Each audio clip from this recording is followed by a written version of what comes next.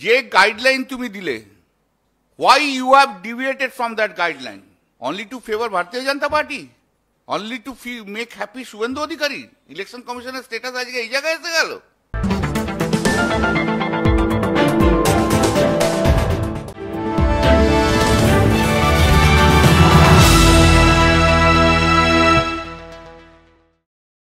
এই রিভিশনটা যেটা door to ডোর এখন হচ্ছে, এই ফার্স্ট এই revision, only for a period of 1 month.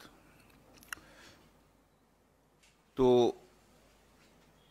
যেটা আমার নিজের চোখেও দেখা, যে স্যাটারডে সানডে আমি ছিলাম আমার কনস্টিটুয়েন্সিতে, তো আমাদের তৃণমূল কংগ্রেস কর্মী যারা, আমাদের ছেলেরা যারা, তারা প্রচুর লোক কাজ করছে, ক্যাম্প ফ্যাম্প করছে, বিএলএ অ্যাপয়েন্টেড যারা হয়েছে তারা সব কাজ করছে। কিন্তু যেটা দেখতে পেলাম সেটা হচ্ছে ভারতীয় জনতা পার্টি কাউকে দেখা যাচ্ছে না, ভীষণ কম। যেমন ইলেকশনের সময় তো বুথে থাকে না, সেরকম কেউ কোথাও কিছু নেই। সিপিএমের কিছু আছে, বিশেষ কিছু না, কিন্তু প্রতিটি বুথে আমরা, আমাদের ছেলেরা রয়েছে, মানে হেল্প ক্যাম্প ছাড়াও। এটা যখন আমি শনিবার দেখলাম যে বিজেপির কিছু নেই, অথচ বিজেপি ইলেকশন কমিশন বিজেপির বড্ড ধোঁয়া দিচ্ছে, তখনই এই পরিপ্রেক্ষিতে 11 নভেম্বর একটা modification in booth level agent appointed ক্রাইটেরিয়াটাকে চেঞ্জ করা হয়েছে। What is the earlier criteria? Earlier criteria was যে বিএলএ হবে সে সেই বুথের হবে, সেই বুথে থাকতে হয়। বুথ কেন করা? যে জানো ওদের যে অফিসাররা আছে তাদেরকে হেল্প করতে পারবে, ওই বুথে থাকলে সে জানবে কোন কোথায় কার বাড়ি, কে কি রয়েছে না রয়েছে।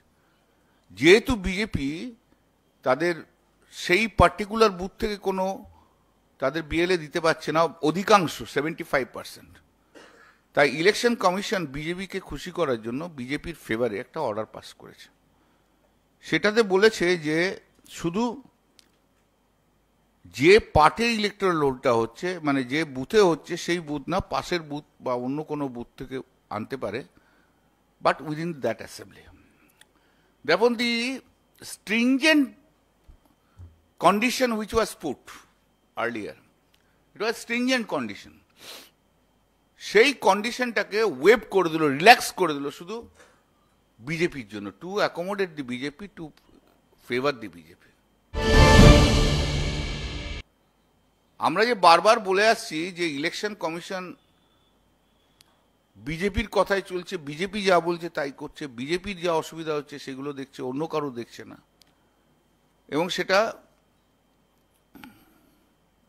আজকে প্রমাণিত। ইনসিডেন্টালি যেটা হচ্ছে, যে মুহূর্তে এই সার্কুলারটা হলো না, তার within 2 or 3 minutes Suvendu Adhikari x হ্যান্ডেলে পোস্ট করে ওয়েলকাম করে দেয়। তার মানে এটা আগে সেট করা ছিল।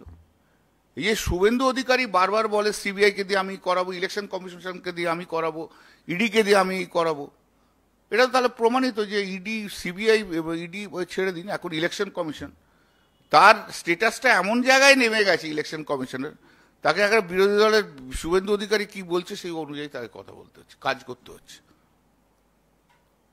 এই জায়গাতে চলে যাচ্ছে election commission. Election commission is totally bias, একদম পুরো। এটা আমরা কালকে আমাদের মামলা ছিল, বেঙ্গল নিয়ে মামলা ছিল, এসআইআর নিয়ে, তাতে ওই দোলা সেনের পিটিশন ছিল, ডেরেক ওব্রায়ান ছিল, আর মালা রায়টাও আসবে, 3 জন আমাদের পার্টির হয়ে করেছে, পার্টি থেকে অথরাইজ করেছে। আমরা এই কথা কিন্তু বলছি, বলেওছি। তো কালকে তো সুপ্রিম কোর্ট নোটিশ দিয়েছে 2 সপ্তাহের মধ্যে ম্যাটার শুনবে। তো এই যে to favour BJP everything is being done, এটা একটা মারাত্মক জায়গায় চলে যাচ্ছে। ইলেকশন কমিশন এইভাবে একটা ইনস্টিটিউশন যেভাবে নষ্ট করছে, সেই ইনস্টিটিউশনের গরিমা এ ভারতবর্ষের গণতন্ত্রের জন্য লজ্জা। আমি আরেকটা কথা আমরাকে বলছি যে এই পয়েন্ট আমরা নিয়েছি বা আমরা বলবো সুপ্রিম কোর্টে, এই যে রিভিশন অফ রোলসটা হচ্ছে, আমাদের তো প্রসিডিওরটা নিয়ে আমাদের বক্তব্য রয়েছে যে 2002টাকে বেস লেভেল করে করছে। তো 2002 বেস লেভেল করলে আপনারা জানেন যে পশ্চিমবাংলায় ডিলিমিটেশন হয়েছিল, এবং ডিলিমিটেশনের পর 2009 থেকে ডিলিমিটেশন হয়েছে। তা 2009 থেকে তাহলে নতুন ভোটার লিস্ট এসছে। The Rule 24 of the electoral rules speaks very specific. One is the roll for every constituency shall be revised under subsection 2 of section 21, either intensively or summarily or partly intensively, any partly summarily as the election commission may direct. Whether the roll or any part thereof to be revised in any manner, it shall be prepared afresh, so and so. Then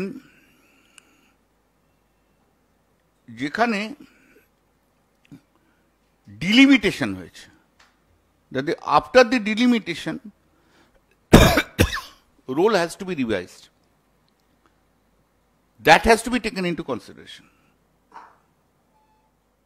যদি এবং আগেকার কোনো electoral রোলকে count করা হবে না after delimitation. If that is the law, তাহলে 2002 রোলও থাকছে না। After delimitation new revision roll has কাম,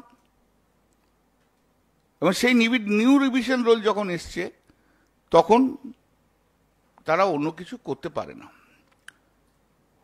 তারা এই যে 2002 এর ভিত্তিতে যে ইলেকটোরাল রোল নিয়ে যে কাজ হচ্ছে, that is absolutely contrary to rule and absolutely on the basis of A non existence electoral role. By operation of this statute, all this has gone. যদি ডিলিমিটেশন না হতো তাহলে 2002 নিয়ে করতে পারত, আর ডিলিমিটেশন হওয়ার পরে এটা আর করা যাচ্ছে না। আপনারা জানেন, take it the case of Calcutta, সব জায়গাতেই হয়েছে। আগেকার যেটা ছিল চৌরঙ্গি, এখন হয়েছে ভবানীপুর। সে এরিয়া কত চেঞ্জ হয়ে গেছে, রাসবিহারি কোথায় চেঞ্জ হয়ে গেছে, টালিগঞ্জ কোথায় চেঞ্জ হয়ে গেছে।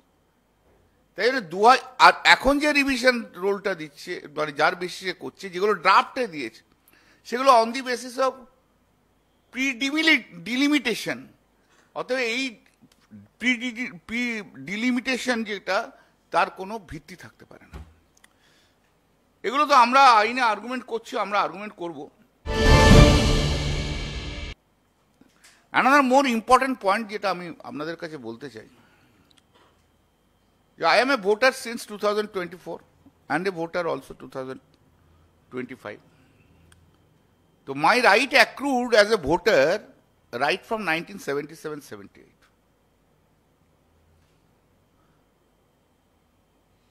আজকে যে এনুমারেশন ফর্ম দিচ্ছে, সেই এনুমারেশন যদি ফর্ম ফিল আপ না করি তাহলে আমার ভোটার লিস্টে নাম থাকবে না।